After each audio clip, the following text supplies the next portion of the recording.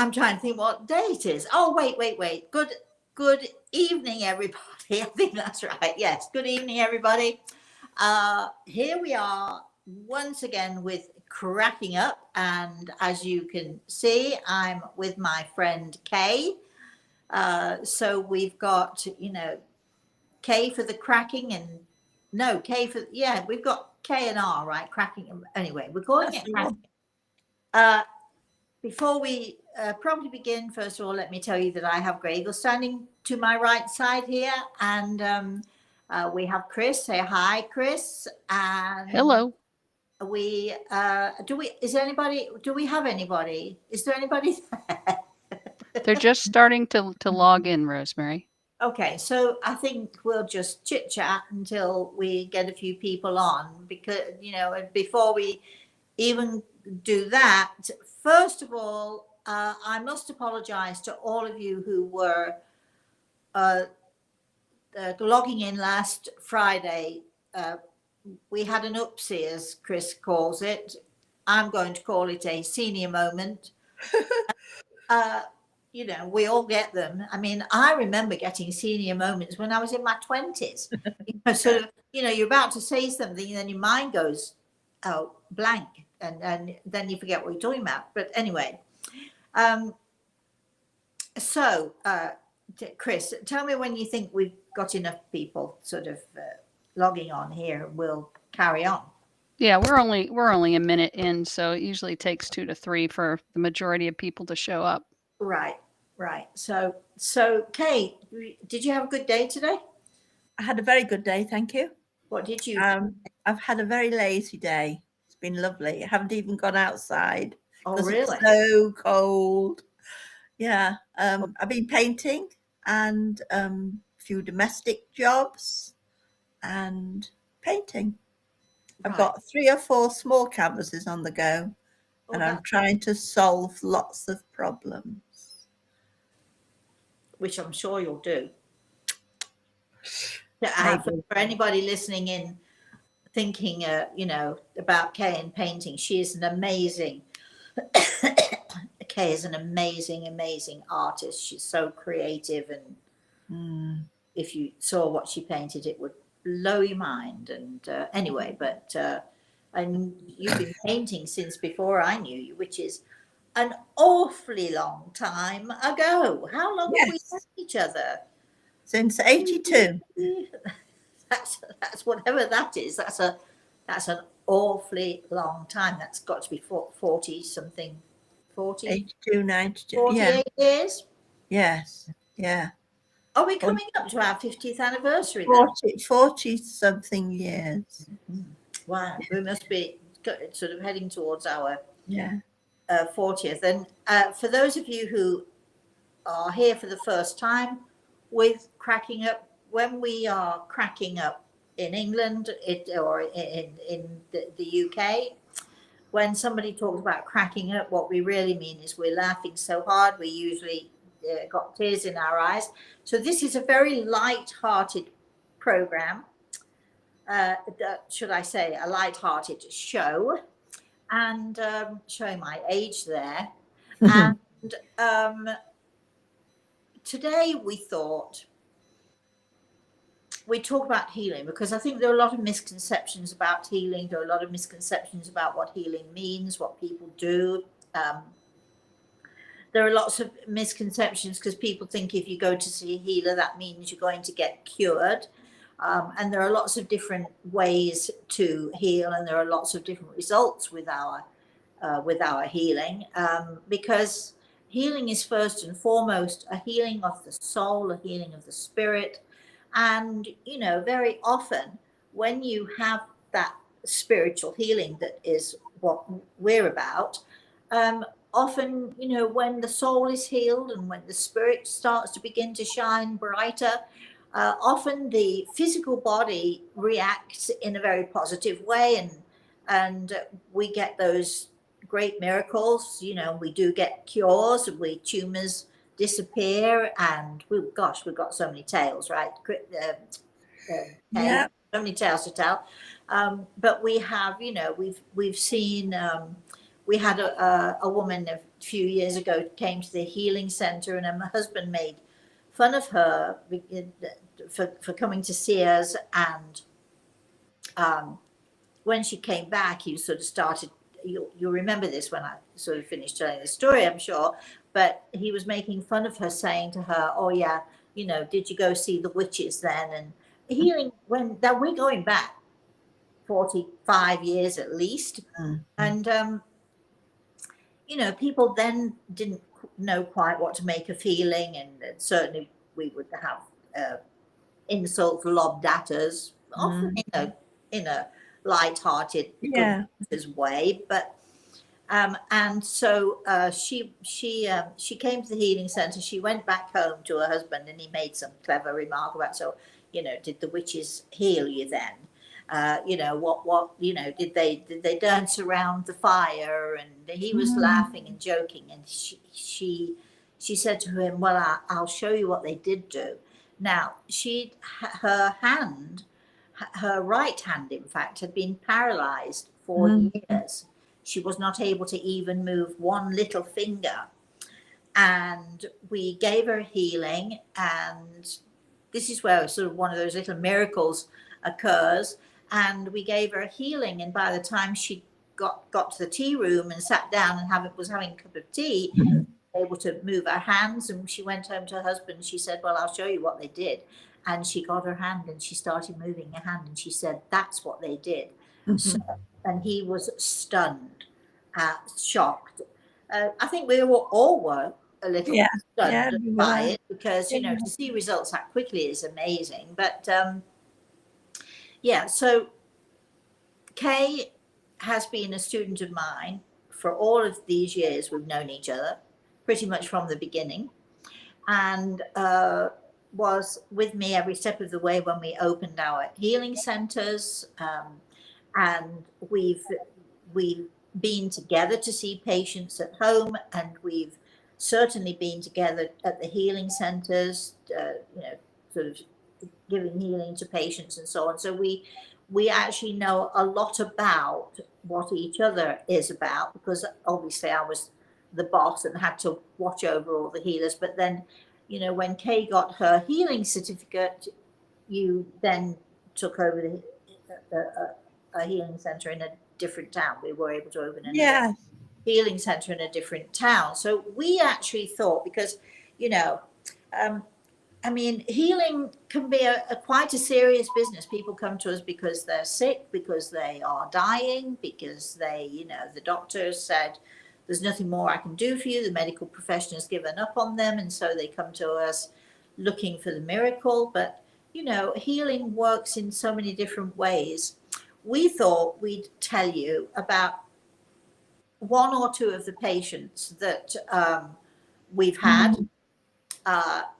Some of these stories will be funny, so some will be, they might make you curious, and all of them in some way or another are sad, but at the same time, all of them in some way or another are joyful. So we've got the sadness with the people who are sick and often dying, and then we've got the joy in seeing them accepting their situation, or we see them, like the lady with the paralyzed hand, we see them cured, or we see people who are really nervous and anxious when they first come to us, who then sort of blossom and become regulars. And we've had patients who've come to us for years continually, you know, just not necessarily because they are still sick, often because they're not sick anymore and they still want to come and keep up with the healing. So we thought we'd give you a little bit of insight, and there will be opportunities for any of you who have questions. There'll be opportunities for you to ask those questions, and you know, and we'll do our best to answer them. But I'm going to hand over to my compadre here, and I thought we could begin, Kay, with that great story about the lady, I want you to tell it from the beginning, just give a brief Yeah. Val. of what, you know, what Yeah. you did and so on. Is this Val, the lady? Yeah. Yeah. Would you, whoever, whatever you want to Yeah. talk. I've just actually thought of another lady who came to me, and she was a great rider, and she had a young horse. And anyway, that's another story. So You Val, can tell that one if you want. the horse, Whatever you yeah. want. Whatever you Um, tell. we were running a centre in Retford, my local town. And I used to take all my girls with me, and they loved it. And it was very busy. Monday nights were very busy. And we had lots of healers come from different centres, because at that time we were running, in the week, we had maybe 4 or 5 different centres opened. Yeah. And so we were quite busy. Yeah. And so there were lots of people that would come in, and we had maybe 20, 30 people through the evening, and maybe When 4 you or say 20, 30 people, we're talking about 20, 30 patients through. Oh, sorry, yes, patients, yes, coming in. And one of them was a lady who came in for various reasons. And then she came in for quite a long time. And she started, I think it was probably, she was a bit down, maybe a little bit depressed, a bit tired and depressed and down. And she bought herself a horse, because she was quite a serious rider and did a lot of eventing. And this young horse she bought had some problems with his growth plate in his knees. I remember this. And I was very excited, because I loved horses. I'd had horses myself. And so she asked me to go and see this horse. And my goodness, this was a huge animal. And I used to go into his stable, and she'd come in with me, and she'd just stand outside while I went in with him. And I realized the more times I went, the more times he had his healing. He used to fall asleep on me and lean on me. And it was extraordinary. He was just like a great big teddy bear. He was huge. He was maybe 16, 17 hands. Oh, that's A big horse. Yeah. Big growth plates in his knee that hadn't grown properly.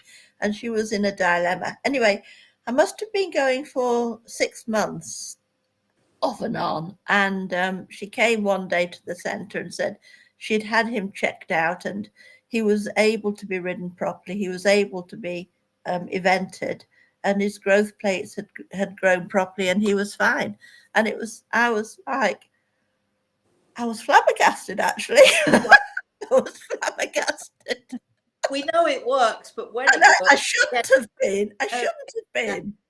But this was absolutely tangible. This animal was working.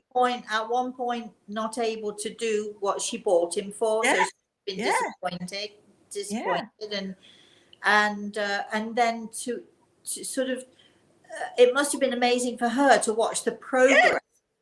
It was amazing to her that he fell asleep on me, because he was very jumpy. But for her to see the progress and to see the end result was amazing. Yeah. It's that story. I wasn't going to tell this story particularly, but that story reminds me, and you'll remember this, of the young girl who couldn't walk and her leg was withered. Yes. And nobody knew the reason why. Nobody could figure it out.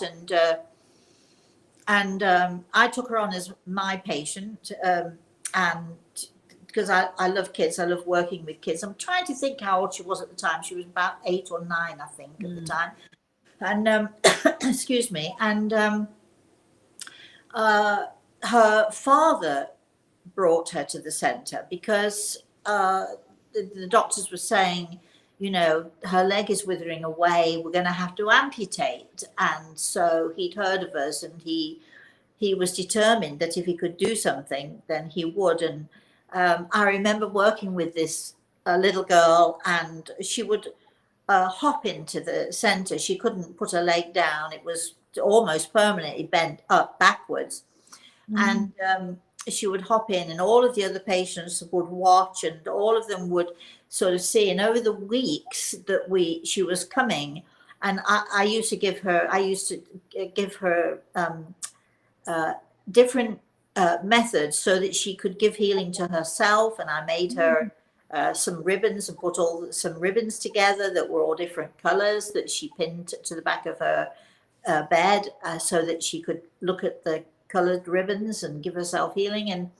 And slowly and surely, her leg started to unbend and it started to straighten, and you could see all the other patients were watching, and they didn't say very much, but they were watching to see what the results were. And then at some point I went off to Hong Kong, and I was away for 3 months, and I got an email saying she's regressing because you're not here, and she's missing you, and she's not making any effort anymore. Anyway, when I got back to England, of course, she was there waiting, and within about 6 months, she was running, she was skipping, and she was riding a bike. Do you remember? I do. It was just, sometimes we see these amazing miracles. But Yes. I also want to talk about, we had patients with mental issues. If you can remember that young man who ended up getting married to that older lady. I do. You remember? I do. I've forgotten his name now, but it was wonderful to see. He had mental issues. He was diagnosed as mentally unstable. He was on massive medications, which caused all sorts of problems in themselves. I think within a year, he would come in almost with his head under his arm. He would never look at anybody. He couldn't look at you, couldn't eye contact converse with anyone. And within the year, he was looking at us, talking to us, chatting with us. Yeah, really finding much more confidence in himself. Yeah. And eventually he got a girlfriend. She was quite a bit older than him, if I recall, but they were so happy together. And we all invited to his wedding. Do you remember? Yes, I do. So, we've had patients with all sorts of issues. We did have a patient who, I think he was very enamored of me. He wouldn't talk to anyone. He would come in. He wouldn't really talk. He would just sit in a chair. The difficulty with this young man was that he was very, very smelly. Do you remember? I do. I mean, I do. It was very hard to be near to him. It was very hard to be close to him. I usually got the job. If I was at the centre, I usually was the one to deal with him. But yes, when you're a healer, and this young man, he would walk from centre to centre. In other words, he would walk from town to town to town. He obviously had some emotional issues, some sort of, I hate to say mental, but he obviously had some, issues. He couldn't drive. He didn't have a car. He didn't have a bike. He would walk everywhere. And when I say he would walk from one centre to the next, I'm talking about sometimes even up to 40 miles or something. He would walk from one to the next. Take him hours. Pardon? Oh, it took hours and hours. And then he would leave the centre, and occasionally somebody would be going his way and they'd give him a lift. Very difficult to give him a lift because you'd have to open the windows of your car when he was gone.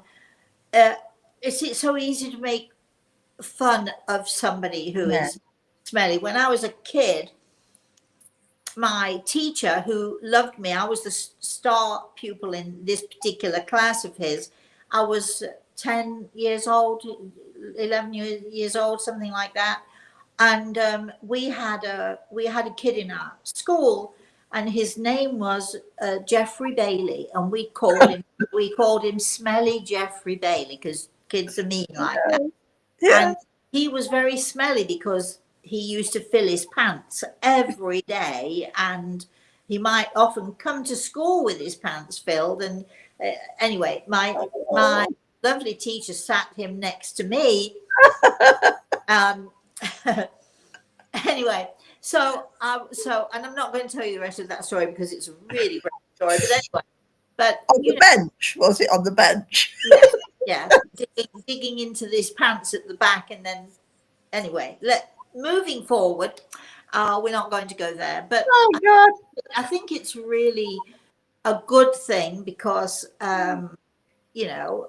it's easy to make fun of people like that, and we know that kids give other kids a hard time, and there's bullying and so on and so forth. We didn't particularly bully Jeffrey Bailey, but he didn't have anyone to play with because none of the kids wanted to be close to him. He couldn't be close to him. It was hard, very hard. But at the same time, if you look past who a person is, and if you look past their situations, you will often find a very, very distressed, distraught, and injured person. And this young man that we had who came to our centre, he would walk for miles and miles and miles to come to see me. It was very hard for some of the healers to reach out to him because it was hard to be close to him. But at the same time, as a healer, there are times when, you have to look past the blood gore, you have to look past the smelling, you have to look past who the person presents as, and you have to see the person inside, that poor wounded creature that he was. And if you can look at people in that way as, as wounded, then it's easier to deal with, and and to get over the hurdles. So healers, we're human. We have our failings. We are sometimes judgmental. We sometimes we're not able to see past the, some of the issues that present, especially with the guy who came to the centre with a huge knife in his hand, telling everyone, I wasn't there yet, I hadn't arrived yet, but he was telling everybody that he was going to kill me when I walked through the door. And our fabulous chairman, Peter, encouraged him to go into the back room to talk. And when they were trying to keep him away, and then when I walked through the doors, everybody said to me, you got to get out, you got to get out, this guy's come to kill you. Well, what I did was I went and sat down, and we talked, and Peter was there, of course, and we talked, and again, it's hard to look past a knife. I mean, but and I wouldn't suggest anyone do it, and I wouldn't suggest anyone do what I did, but because it's dangerous. But at the same time, we often see people as a little bit crazy, or a little bit, sort of different. And we like to label people as crazy, or we like to label them as, odd or what have you. But as a healer, we try when we can, without putting ourselves in danger, we try when we can to look beyond that, the frailty that we see. And we try to sort of look beyond, and often we see that wounded creature who somehow has found us in our centres. Somehow they've found their way to us. And, and so somehow in one way or another, we're able to help. And we've had some amazing, amazing experiences. Wouldn't you agree? I do agree. Yeah. So, okay. For years and years. Sorry? For a lot of years. For a lot of times. A lot of years. So I'm going to go to Chris. Are there any questions, any comments going on there, or are people just listening to us, Chris? What do we think? The questions are just beginning to come in. I know we've got people here from Germany, and let's see where else they said they were from. Chattanooga, Tennessee, Ireland. Okay. Mark had a comment of If I could heal with my own hands on my body, can you imagine? Sadly, no one has touched me that way. That was almost funny. Well, Mark, um, you know, in the tutorials that we're going to be doing, and actually, if you go on YouTube and find my healing channel, you'll find that I do talk about how we can give energy and healing energy to our own selves. I know it's not quite the same as having, a healer with you, but we can very easily and very simply give healing to ourselves. And when we start up the tutorials again, which we're going to be doing, we're sort of organizing the calendar as we speak. Then we can talk about those things. Any other comments or questions before we continue with our stories, Chris? Myra wants to know, have you ever been asked to try to determine where a missing person is? Golly, many times. Yes, the answer is yes, many times. And I remember someone coming to see me for a consultation, and I think it was her aunt who had gone missing years before. And the interesting thing was that nobody knew what had happened to her, dead or alive or whatever. And the aunt came through during the consultation to talk to me and to tell me exactly what had happened to her. And she had, of course, since died, otherwise I wouldn't be talking to her, would I?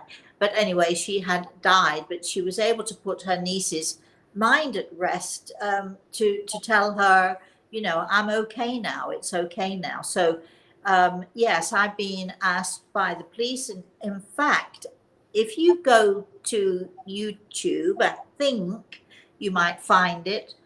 If you type in Tinnica. It's a Dutch channel. I was invited to go to a TV show in Holland, and it was called the Tinnica Show. She was the host at the time, and they used to have guests on who would come and ask questions and so on. And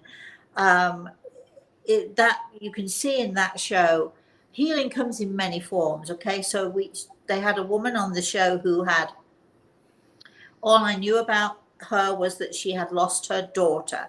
But as I was talking to the daughter, it turned out I saw the daughter. I was able to talk to the daughter. I was able to draw the crime scene. The interesting thing, two interesting things, was this girl was found on the railway tracks, and one of her shoes was missing.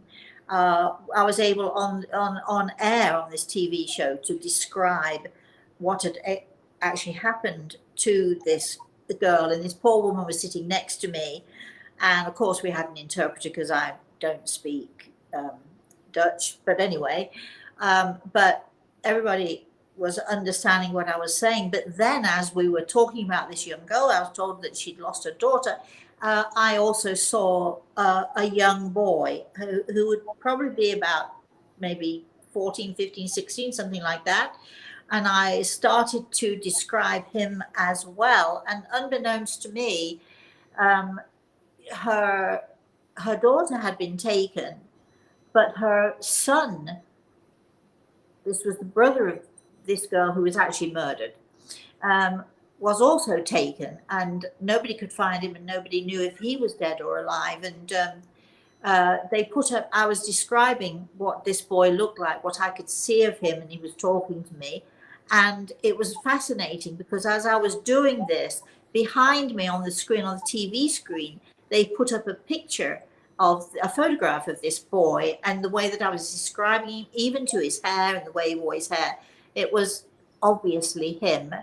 And unfortunately, I remember holding this lady's hand. As I say, she was sitting next to me.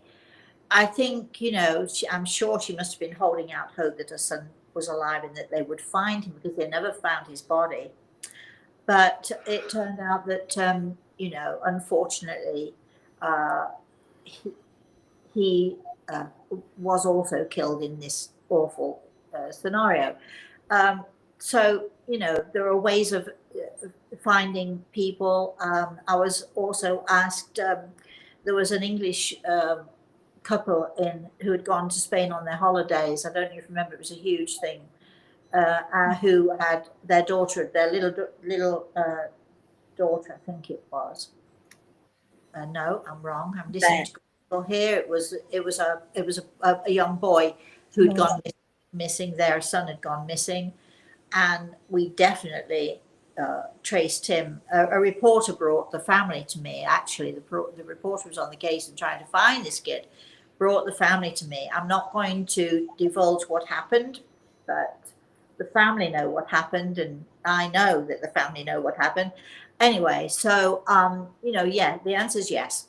Yes to that. So, Chris, one more question, then we'll go back to another story. Well, I wanted to let you know that both Lynn and Peter are on, and they're saying, hi, Rosemary and Kay. It's good to hear the stories again. Well, let me just say that Lynn and Peter were an enormous part of our team. Peter was the chairman that I just talked about. I'm sure he remembers the guy with the knife because he was the one who took him into the back room.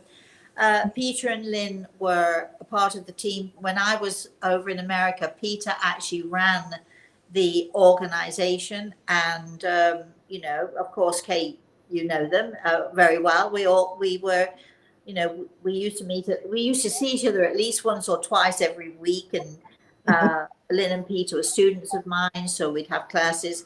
We had tough times because when you're dealing with patients who are sick and you so want to help them, and the tendency as a healer is, I need to cure this person. That's not what this is about. Healing is not about curing the physical. It's about healing the soul first and foremost. And if we're lucky enough, then the physical body, as I said earlier, sort of, takes place. But that, healing of the physical body takes place. But hi, darlings. It's so good to see you, and so good to hear from you. And if you can think of a story, write in the chat room. Just remind me, and we can talk about it.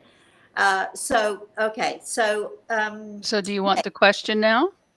Oh yeah. Oh, sorry. Yeah. Sorry. All right. So Olive is asking, did either of you ladies feel that someone was not receptive to physical healing? Never. Did you, Kay? Did you ever feel that somebody was not receptive to physical healing? That's an interesting one, because they may have thought that they weren't. And very often people would come in with a sort of, yeah, well, you can try, but this isn't going to work attitude.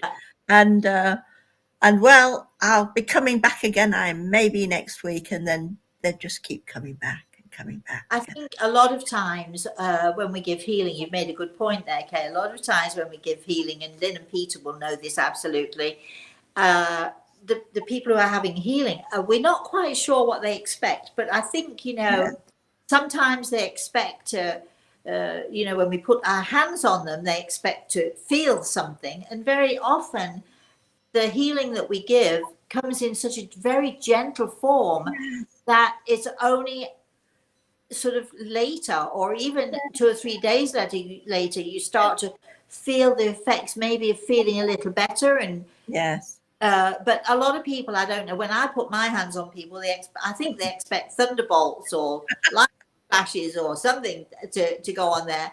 And of course, it isn't like that at all. So that was a great question. But yes, Kay, because I've always known, even if the patient doesn't feel like they've been affected, I know, and I can see the effect of what is going on with them. Yes. Unlike the other healers who are not psychic, maybe, can't necessarily tell. Not quite the same.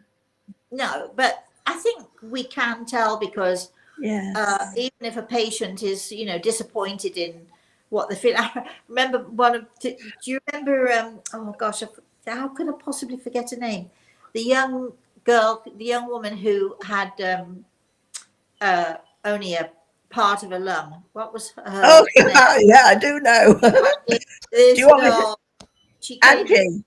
Angie, and I loved Angie to pieces. But when she Yeah. first healing centre, she basically said, "I don't know why I'm here. Somebody brought me, but it's Yeah, not going to good work." big attitude. Then so I gave her healing, and she'd had a very tough life. She had a daughter. She was not married, but she and her daughter Leah were very close.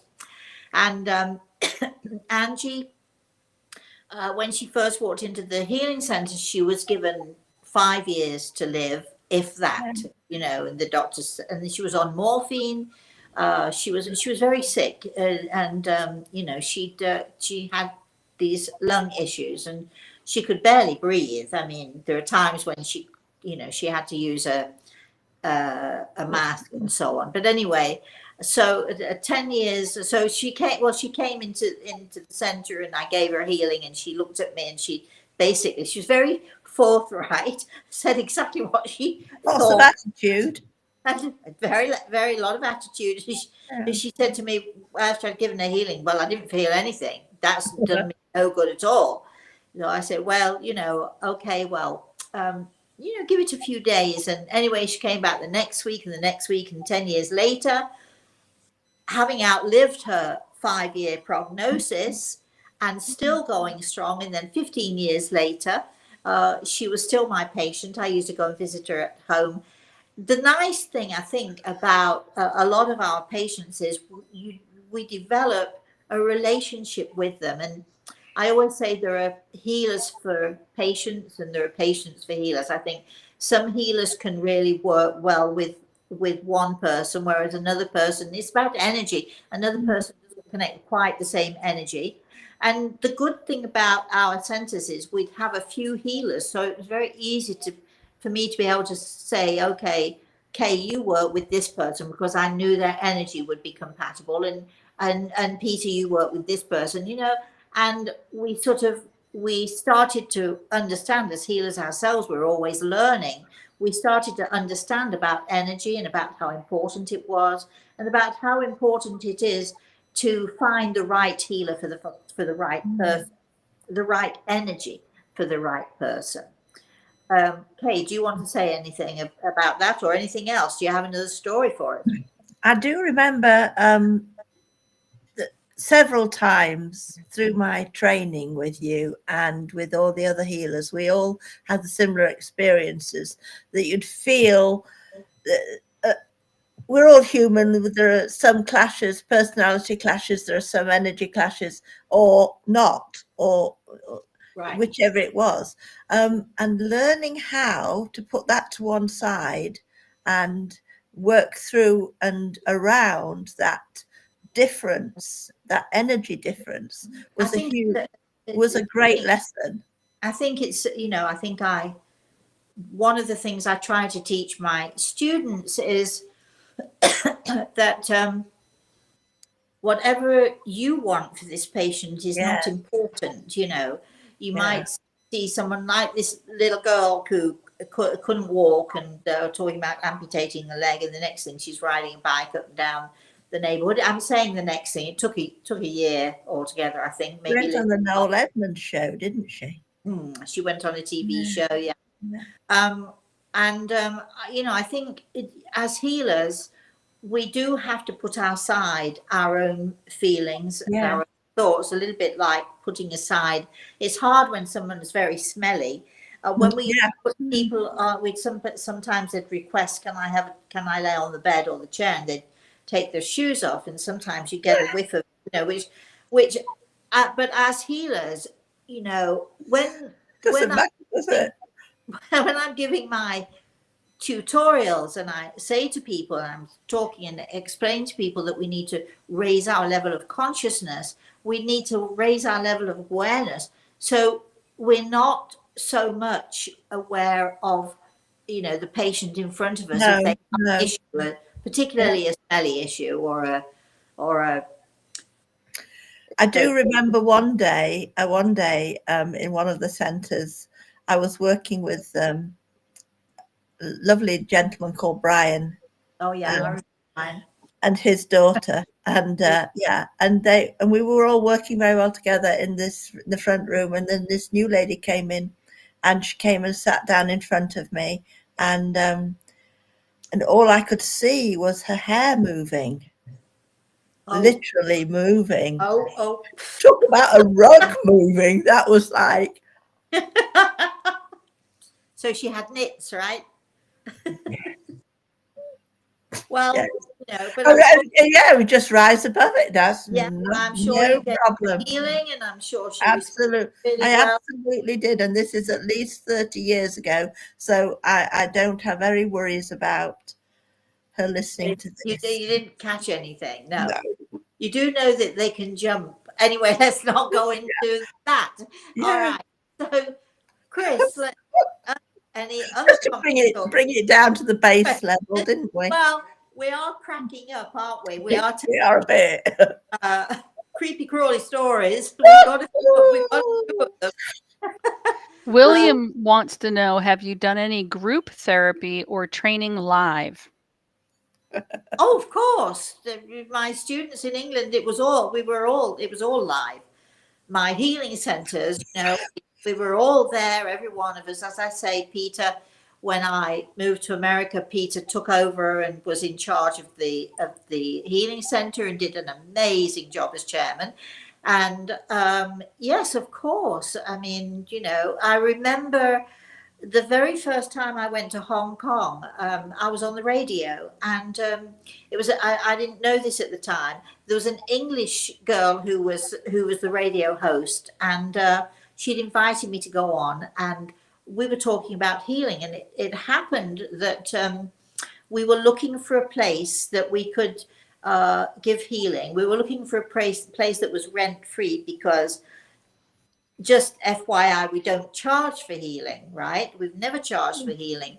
We did, you know, sometimes get donations, and those donations would, you know, if one of our healers had to go, for instance, as we did, I'm thinking about the guy Up north. 2 or 3 hour drive there and back, and you know, so sometimes the donations would sort of pay for the gas or petrol, if you whatever. But we never charge for healing. What was I saying before then? I forgot what I'm saying. I'm having a whoopsie moment, Chris. What was I saying before then? Oh yes, so I was in Hong Kong and I was on this radio show, and you know, we were looking for a place, and perhaps we were hoping that somebody might donate. And sure enough, during the show, a guy called, and he was I can't remember what he was. He was in the medical profession. He said, "I've got an office and I've got a huge waiting room, and you're welcome to use it." He gave us the address, and so we told everybody, okay, we'll be there on whatever night it was we were planning. And when we walked in, it was like, I've never seen so many people in such a tiny room. And we had to make 3 circles. So luckily they had enough chairs. I think the people in this sort of this central circle probably sat on the floor. And there was no way we could give people individual healing as we would do in England. And I said, okay, then we'll just do a group session, because there was just no way we could see people individually. We had the place for 2 hours, and I mean, I don't know, I can't remember how many people were there, but everybody had gathered, and there was every nationality you could think of, because Hong Kong. That's exciting, isn't it? Pardon? That's exciting. Yeah, it was. Interesting. It was a little daunting, you know, how much there was only me there. I didn't. That's not exciting. That's daunting. There was only me there, and I know Kay, who was the other part of our cracking up, is probably listening in, and she was there with me, but not a healer, but she would help organize things. And so yeah, but it was tough. All these, you know, all these people come for healing. So yes, we did many group sessions. We've done many group sessions over the years, especially if, you know, one of the centers is so full we can't possibly fit each patient in at a time. Then we would do group sessions. And as far as teaching, the majority of my teaching and as a healer and with my healing centers, with my healing organization, the majority of it, even in America, has been done sort of on a live, if you like, one-on-one or 1-on-50 level, you know, sort of. So we absolutely, that's, you know, what we do. Yeah. Chris. Well, Eric, it's a good timing for this. He wanted to know, did you do anything fun for Chinese New Year? You mean this year? No, but I tell you what was really fun. My my daughter, I took my daughter, this was before Reese was born. I took my daughter one time when I visited Hong Kong. I took her with me. And I stayed for about 4 months, and then she decided that she wanted to stay on, and she got herself a job, and she, you know, she was doing really, really well. And I had a patient of mine in Hong Kong who was he was an American, and he was a CEO of Toys R Us. And we all know Toys R Us, don't we? And he knew the whoever was in charge, the manager of the, I think it was the Hyatt Hotel in Hong Kong. And so I said to him, do you know anybody who can give my daughter a job? And this guy said, well, he said, normally we have an English bar, but he said, it's being renovated. I can put her in the regular bar, and all the waitresses and beautiful, beautiful girls all wore sarongs, long dark hair. And there is my daughter, white blonde hair, long hair, wearing a sarong. He gave her a job. And she had to learn Cantonese because of the orders, when you put in the orders through to the bar. So she learned Cantonese, and she teaches Reese from time to time. So he can speak little bits of Cantonese. And actually this Chinese New Year, he called me up to wish me a Happy New Year in Cantonese. And he's laughing because he thought I wouldn't know what he was saying to me, but I knew exactly what he was saying to me because I pieced it all together. So that was a fun thing to do. But we used to go, when we were in Hong Kong, we used to go to the harbour. We were once on a boat in, anyway, let's not reminisce about all of that because we're talking about healing. Yes, but don't you remember your great story about your healing in Hong Kong? Was it with a gentleman called Chris? Oh, yes. I had a patient, Chris, and he was lovely, and he had issues with his lungs. He had nodules on his lungs, and they're just growing and growing and growing. And so this one particular day, he called me. He'd been a patient of mine while I was in Hong Kong for a while, and I knew his wife, I knew his kids, and he called me one day, and he asked me if I'd like to visit a Chinese gentleman who it turned out he was, I think it was something like 98 years old, small, sprightly, and he was a healer. And so he took me there. That was a whole other experience I'm not going to talk about. But afterwards, Chris said to me, we were going for looking for lunch. He said, is there any chance that, he said, if I rented a hotel room or something, is there any chance that you can give me healing? I said, you mean today? He said, yeah. I said, okay. So we were looking for a restaurant. We found this, it was almost like a hole in the wall. You know, there are no doors, nothing. It's open to, to the street. It was a busy street. There was traffic everywhere, noise, bikes, motorbikes, big trucks and so on. It was very noisy. So we went in there, we had something to eat. And I said to Chris, okay, so are you ready if I give you healing? He looked at me like I was crazy. He said, what, here? How can you, what? How can you give me healing here? Isn't it too noisy? Isn't it too crazy? It happened that we were sitting sort of far back. This was sort of narrow restaurant, but it went way back. and we were sitting sort of far back, but the street was, you could hear the noise, you could hear the racket and everything. So I said, yeah, I mean, you know, everybody else in the restaurant, it was a hole in the wall place, plastic tables, plastic chairs, nothing fancy at all. And the majority, I think we were the only non-Asian people in the restaurant. Anyway, so I said to him, yeah, I mean, they're all busy doing their thing and don't worry about it. And he said, and he shrugged his said, I'll go with it if you think it's okay. Yeah.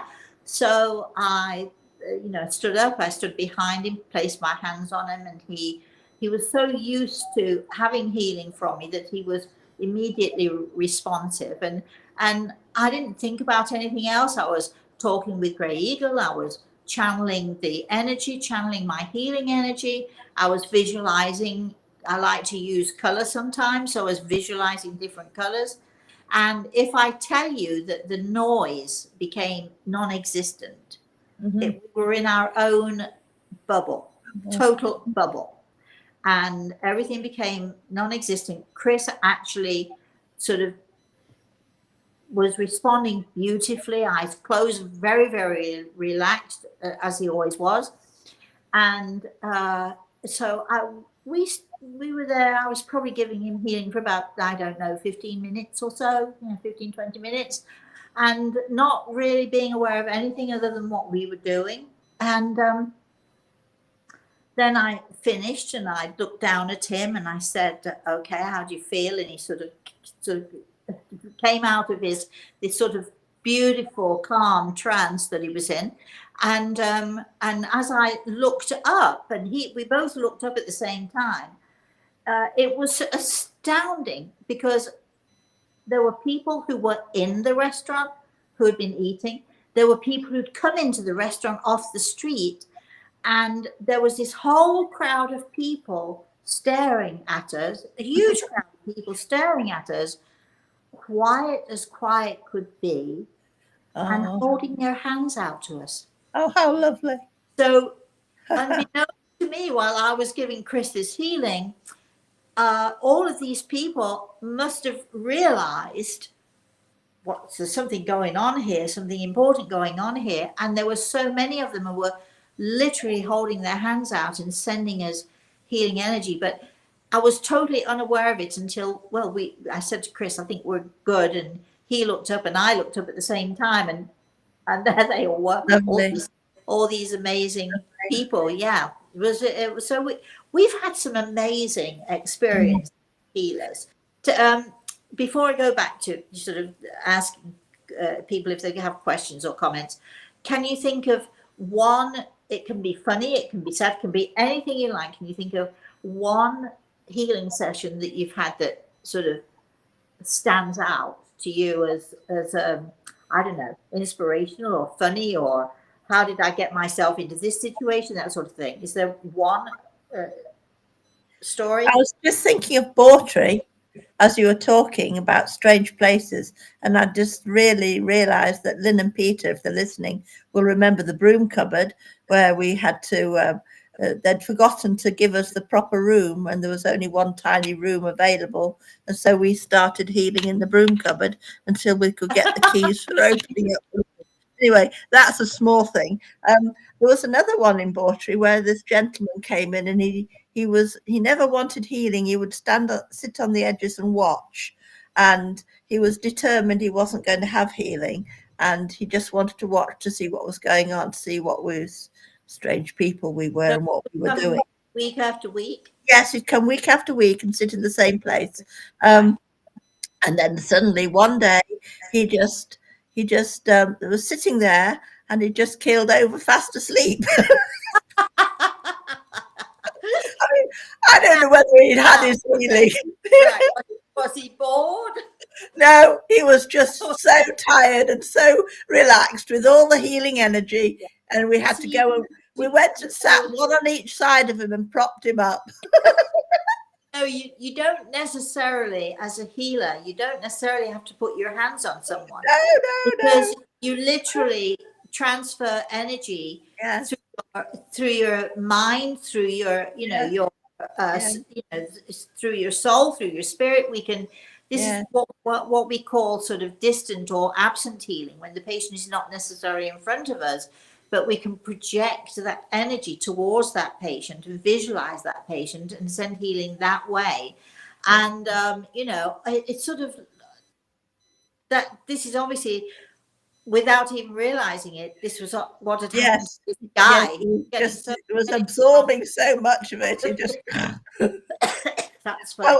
and thereafter, whenever he came, we just asked him to just go to sleep on the bed, just to rest on the bed to wait in case he. But he'd continue coming, so But it was he continued coming. obviously getting something. Yes, good yes, out. and he never would talk about it, and he didn't want to know what it was. He was just happy with what was happening. It was nice. It was very relaxed and nice. Yes. Okay, Chris, let's look at more comments or questions here. Annika says, as a massage therapist, I would like to be able to put my own hands on my own back. Smiley face. Visualization techniques are great, and if you go to my healing channel, on YouTube healing channel, you'll that I'm absolutely certain that I've given a few tutorials there as to how using visualization techniques we can do exactly that. As I've said, you don't necessarily need to put your hands. Often healers think, if somebody, for instance, if somebody comes in and they say, I need healing, I've got a tumor in my stomach, often healers think, okay, well, that's the place to start. And sometimes as healers in my group, we do that, but it's more for the benefit of the patient, so they feel that they're getting healing in that one place. Healing, first and foremost, as I've said, healing is a healing of the soul, a healing of the spirit, the lightening and brightening of the spirit. People think, you often say, what is the difference between the soul and the spirit? The spirit is the energy, or the aura, if you like, the energy that emanates from the soul. Just in the same way that we as human beings, we have this aura, this energy field. When people used to talk about it years ago, we were scoffed at. But then along came Curlian. What is his name? I can't remember his first name now. But anyway, and he and his wife they developed what they call the Curlian camera, which actually photographs the energy field and photographs. And often when you go to psychic fairs, people love to put their hand in this box, which is simply it's a Curlian camera.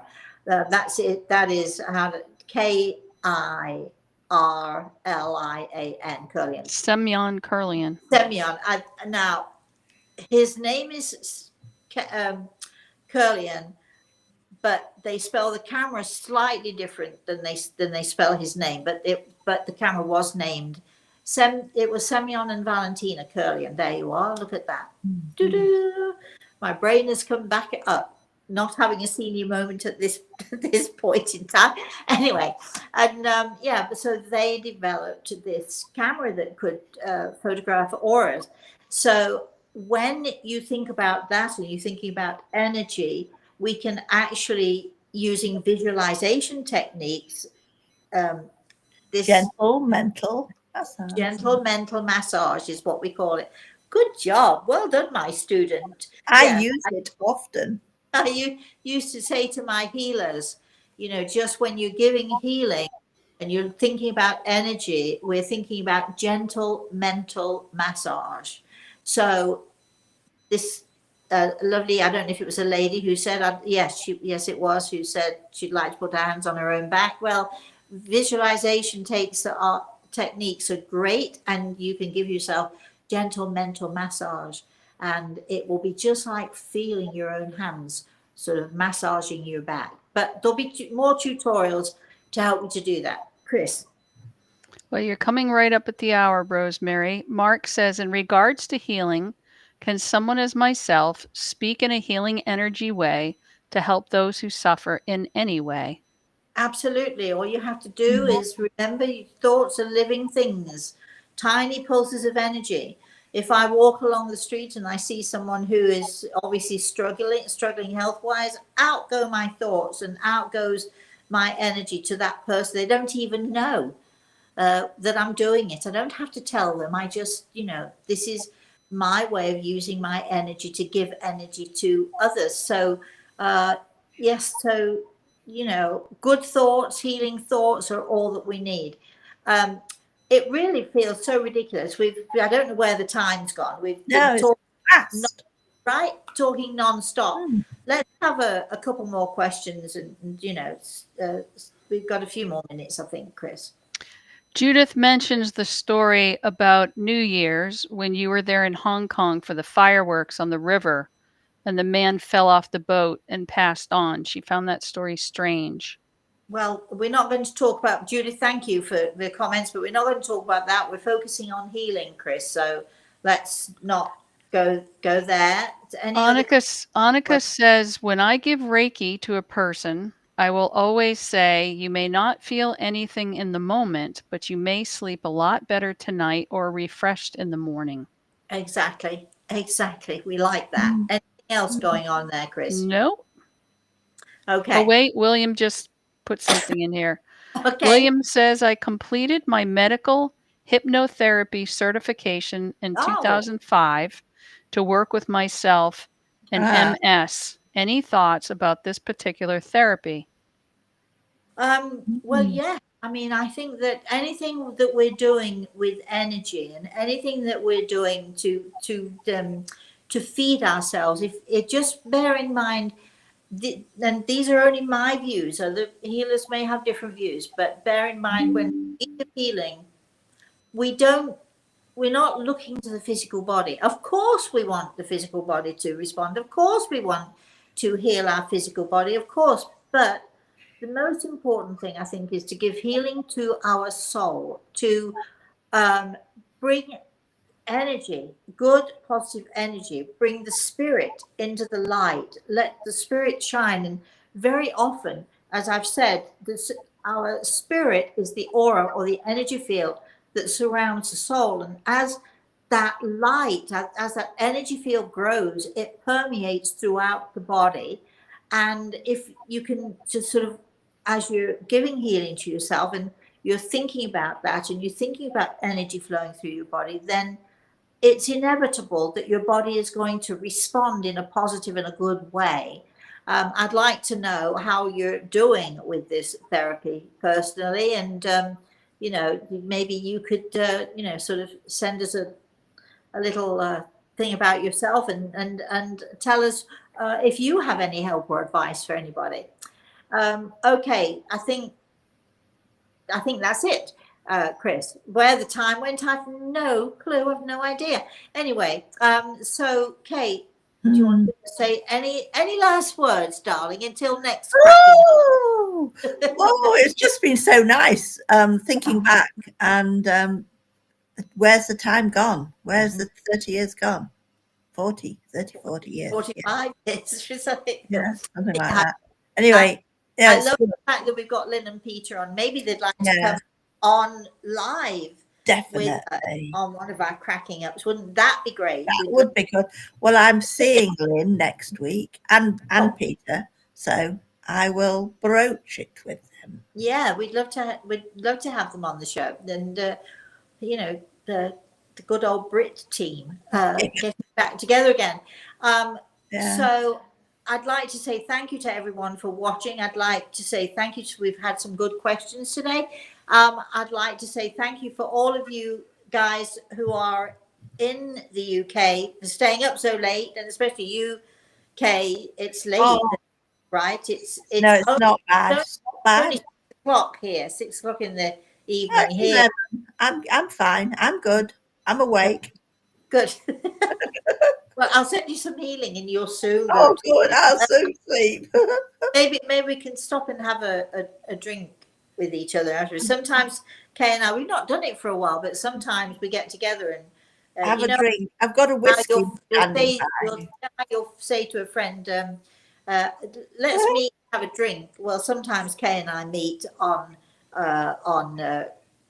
this thing, and we sort of settle down. And she's got her whiskey and water. And what And do you have?